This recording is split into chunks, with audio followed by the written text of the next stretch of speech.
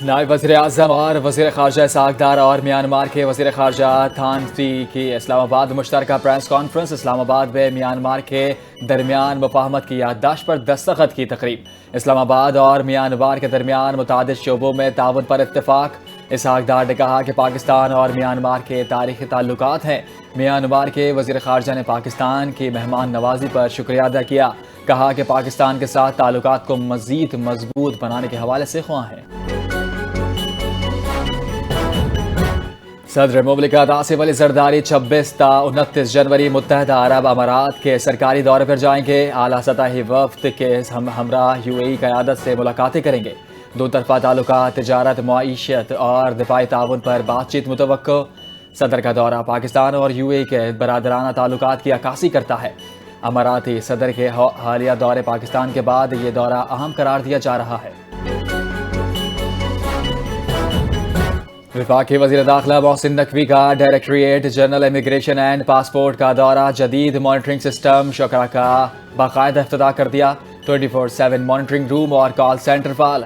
Emergency troll document system مکمل طور پر digital ہوگا۔ وزیر داخلہ نے DG امیگریشن اور ٹیم کی جدید ٹیکنالوجی پر مبنی کارکردگی کو سراہا۔ نئے نظام کے تحت پاسپورٹ درخواست اور ڈیلیوری کی ریئل ٹائم مینجمنٹ ممکن۔ حکومت کا مقصد شہریوں کو عالمی معیار کی تیز رفتار اور محفوظ پاسپورٹ خدمات فراہم کرنا ہے۔ اسلام آباد ہائی کورٹ میں وکلاء کی ہڑتال۔ ایمان وزاری اور ہادی علی کی گرفتاری کے خلاف احتجاج۔ وکلاء آج عدالتوں میں پیش نہیں ہوئے۔ وکلاء نے ڈسٹرکٹ کورٹ کا دورہ کر کے احتجاج ریکارڈ کروایا۔ پولیس کے رویے کے خلاف نعرے لگائے۔ اسلام آباد ہائی کورٹ بار ایسوسی ایشن کے سیکرٹری منصور جج نے بتایا کہ وکلاء کی ہدایت کی گئی کہ آج عدالت میں پیش نہ ہوں۔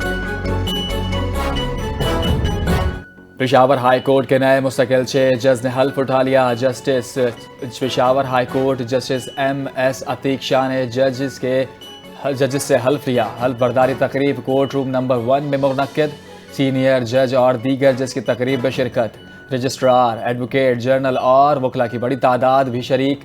حلف اٹھانے والوں میں justice Tahir Afridi, justice Ubaid Fayyaz, justice Salah Uddin, justice Sadiq Ali, justice Syed Mudassir Amir اور جسٹس قاضی جواد حسن اللہ شامل۔ صدر مملکت آصف علی زرداری کی آسٹریلیا کے قومی دن پر گورنر جنرل اور عوام کو مبارکباد۔ صدر مملکت آصف علی زرداری نے اپنے پیغام میں کہا، پاکستان آسٹریلیا کے ساتھ دوستانہ اور تعمیری تعلقات کو قدر کی نگاہ سے دیکھتا ہے۔ پاکستان آسٹریلیا شراکت داری باہمی احترام اور مشترکہ جمہوری اقتدار پر مبنی ہے۔ تجارت، سرمایہ کاری اور تعلیم کے شعبوں میں تعاون مزید فروغ پائے گا۔ موسمیاتی مزاحمت اور جدت پر پاکستان آسٹریلیا کا تعاون کے مواقع موجود ہیں۔ امن استحکام میں مشترکہ خوشحالی کے لیے آسٹریلیا سے قریبی تعاون کے لیے پرعزم۔ پاکستان اسٹاک ایکسچینج میں تیزی کا رجحان۔ آج کاروباری ہفتے کے پہلے روز پاکستان اسٹاک ایکسچینج پہ کاروبار کا آغاز مثبت انداز میں ہوا۔ 100 انڈیکس میں تیز 1484 پوائنٹس میں اضافہ ہوا، جو ٹریڈنگ کے دوران 1800 پوائنٹس تک بڑھ گیا۔ کاروبار کے دوران اسٹاک ایکسچینج کا 100 انڈیکس 1,90,600 کی سطح عبور کر گیا۔ گل پلازہ کی عمارت کو سیل کرنے کا عمل شروع۔ KMC کے عملے نے گل پلازہ کے اطراف لوہے کی شیٹرنگ لگانے کے لیے کھدائی کرنا شروع کر دی۔ عمارت کو پلاسٹک کی گرین جالی لگا کر بند کیا جائے گا۔ ٹیکنیکل ٹیم عمارت کا جائزہ لینے پہنچ گئی۔ ڈپٹی کمشنر کے مطابق 79 لاپتہ افراد میں سے 13 کے ورثاء نے اب تک DNA کے سیمپلز نہیں دیے۔ 30 لاشوں کا ڈیٹا حکومت کو بھجوا چکے ہیں تاکہ ورثاء کو ادائیگی کی جائے۔ مالک کے انتقال کے بعد قانونی ورثاء خود بخود مالک بن جاتے ہیں۔ نیا کرایہ نامہ بنوانا ضروری نہیں۔ چیف جسٹس یاحییٰ افریدی اور جسٹس شکیل احمد پر مشتمل 2 رکنی بینچ کی کیس کی سماعت۔ سندھ ہائی کورٹ کا فیصلہ درست۔ کرایہ دار دکان 60 دن میں خالی کریں۔ متوفی کے نام پر کرایہ جمع کروانا قانونی ادائیگی نہیں۔ نوٹس کے باوجود کرایہ نہ دینا جان بوجھ کر ڈیفالٹ ہونا ہے۔ کرایہ دار بے دخلی کے ذمہ دار، عدالت نے واضح کر دی۔ کیپٹن ریٹائر صفدر کا مانسیرا کیس 22 سال سے سپریم کورٹ میں زیر سماعت۔ کہا جلد سماعت کے لیے سپریم کورٹ سے رجوع کیا ہے۔ صحافی سے سوال کے جواب دیتے ہوئے کہا کہ عدلیہ اگر ایگزیکٹو کے کنٹرول میں ہے تو ریاست نہیں چل سکتی۔ عدلیہ ہمیشہ سے آزاد رہی ہے اور آزاد ہی رہنی چاہیے۔ سپریم کورٹ نے کیسز ایبٹ آباد منتقل کرنے کا حکم دیا تھا، مجسٹریٹ نے سپریم کورٹ کے حکم پر عمل نہیں کیا۔ کیپٹن ریٹائر صفدر نے الزام لگایا کہ ایک مجسٹریٹ نے سپریم کورٹ کے حکم پر عمل کرتے ہوئے بغیر اطلاع مانسہرہ میں مقدمہ لگا کر مختلف بری کر دیا۔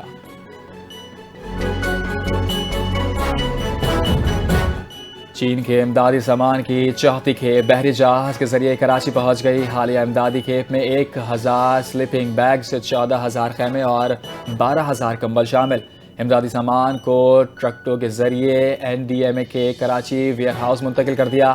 چین کے اب تک 4 امدادی کھیپ پاکستان کو موصول، 4 کھیپوں میں مجموعی طور پر 45,000 کمبل اور 20,000 خیمے شامل۔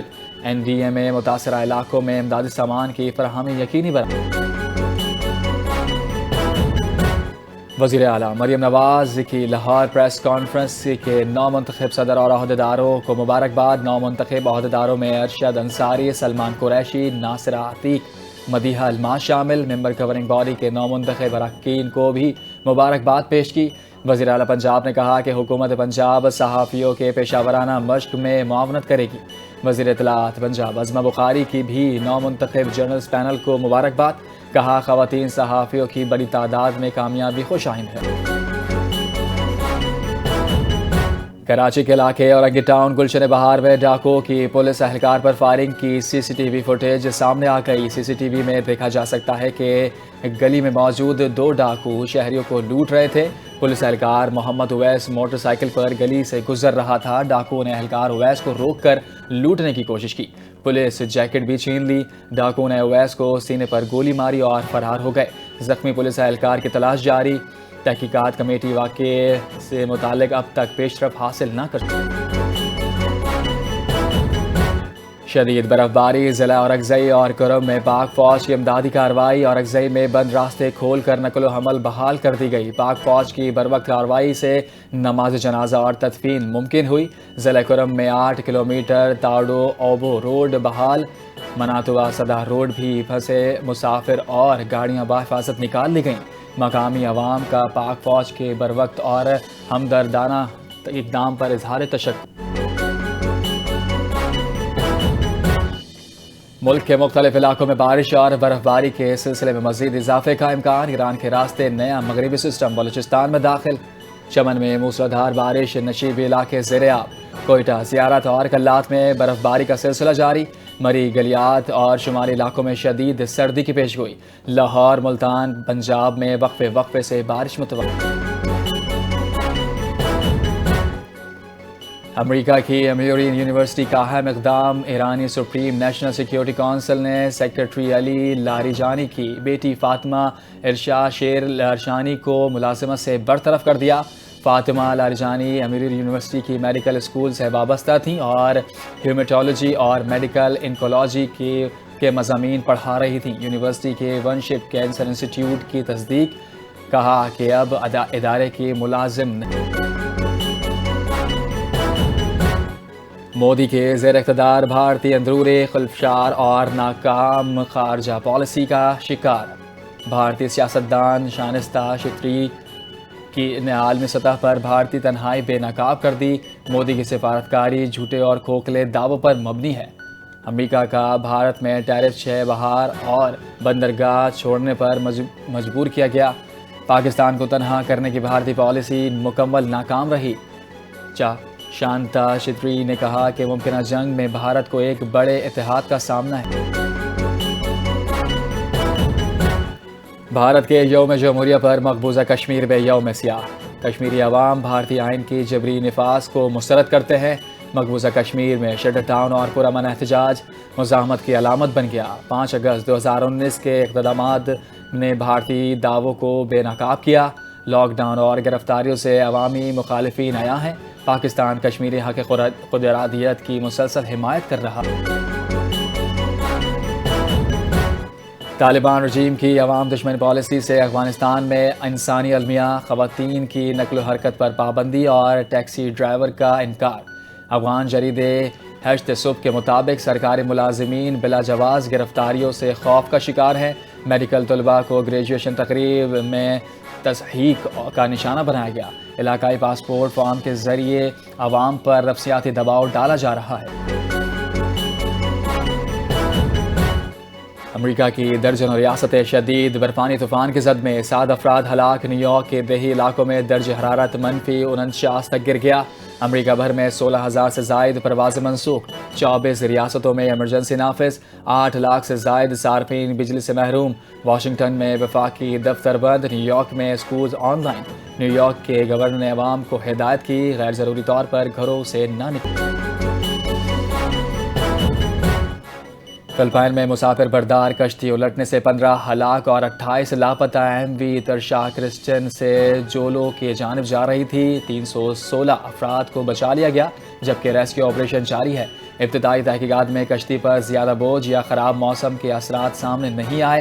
حادثے کی مکمل وجہ معلوم کرنے کے لیے تحقیقات جاری ہیں۔ متحدہ عرب امارات میں بچوں کی آن لائن سیکیورٹی کے لیے چائلڈ ڈیجیٹل سیفٹی قانون نافذ۔ بچوں کی ڈیجیٹل سرگرمیوں کی قانونی ذمہ داری والدین پر عائد۔ سوشل میڈیا، گیمز اور اسٹریمنگ سروس بچوں کے لیے محفوظ بنانا لازمی۔ ڈیجیٹل کمپنیوں پر بھی بچوں کی تحفظ کی ذمہ داری عائد۔ بچوں کے اکاؤنٹس کے لیے عمر کی تصدیق اور پیرنٹل کنٹرول لازمی۔ اماراتی حکام کے مطابق 60% بچے نامناسب مواد کا سامنا کر چکے ہیں۔ قانون کی خلاف ورزی پر جرمانے، پابندیاں یا سورس بند کرنے کی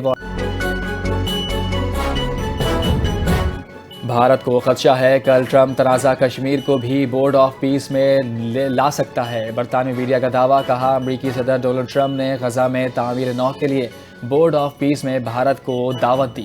بورڈ کا مقصد اسرائیل اور حماس کے درمیان جنگ بندی قائم کرنا اور عبوری حکومت کی نگرانی ہے۔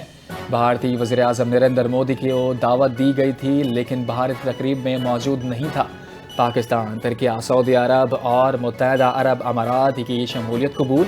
بھارت کے بورڈ میں شامل ہونے نہ ہونے سے فیصلے سے مغربی ایشیا پر استحکام و امریکی تعلقات متاثر ہو سکتے ہیں۔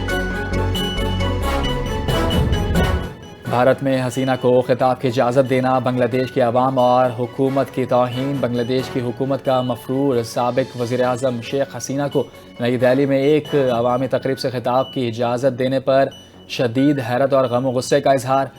تشدد کو ہوا دینے والے موجودہ حکومت کے خلاف بغاوت پر اکسانے کا الزام عائد کر دیا۔ بھارت کا یہ اقدام غیر متوقع اور حیران کن ہے جس سے دونوں ممالک کے تعلقات کو نقصان پہنچ سکتا ہے۔ اسکاف کا اکرم ونٹر لفٹ سیزن 8 کا شاندار اختتام۔ آئی سی او ٹیم فاتح، فائنل میں زبردست کارکردگی۔ ایون گلگت بلتستان میں نوجوان کھلاڑیوں کی حوصلہ افزائی اور کھیلوں کے فروغ کے لیے اہم اقدام قرار۔ مختلف علاقوں کے کھلاڑیوں نے اپنی مہارت کا لوہا منوایا۔ اختتامی تقریب ہنزا میں منعقد ہوئی۔ ماہرین کے مطابق اسکاف کا کاوش گلگت بلتستان کے ونٹر سپورٹس اور ایڈونچر ٹورزم کے عوامی سطح پر فروغ دے رہی ہے۔ بنگلہ دیش کی بے دخلی کے بعد پاکستان T20 ورلڈ کپ میں شرکت غیر یقینی۔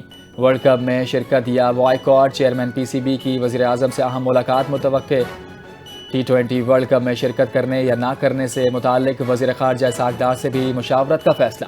وفاقی وزیر اطلاعات عطا تارڑ کا کہنا ہے کہ حکومت اس معاملے پر مشاورت کر رہی ہے، جو بھی فیصلہ ہوگا عوام کو آگاہ کر دیا جائے گا۔ آئی سی سی کے غیر مستقل رویے پر شدید مایوسی ہے۔ میں بطور سابق بین الاقوامی کرکٹر آج کی آئی سی سی کی عدم مطابقت پر سخت مایوس ہوں۔ انٹرنیشنل کرکٹ کونسل کی جانب سے بنگلہ دیش کے موقف کو تسلیم نہ کیے جانے پر کپتان شاہد آفریدی کا اظہار مایوسی۔ بنگلہ دیش سے متعلق لچک دکھانے سے گریز کیا جا رہا ہے لیکن دوہرے معیار کا نشانہ نہ بنایا جائے۔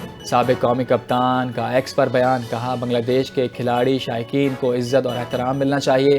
آئی سی سی کو فاصلے بڑھانے کے بجائے قربت بڑھانی چاہیے۔ اور وفاقی وزیر ریلوے محمد حنیف عباسی کا پریس کانفرنس میں اہم اعلان۔ راولپنڈی کے نوجوان پر مشتمل راولپنڈی ٹائیگرز کی نام سے کرکٹ ٹیم تشکیل دے دی جائے گی۔ ان کا کہنا تھا کہ لاہور قلندرز کے تعاون سے 14 اور 15 فروری کو ٹرائلز منعقد کیے جائیں گے۔ ٹیلنٹ کے مطابق منتخب کھلاڑیوں کو ہائی پرفارمنس سینٹرز میں تربیت دی جائے گی۔ غیر معمولی باصلاحیت بالرز کو بیرون ملک تربیت کے لیے بھیجا جائے گا۔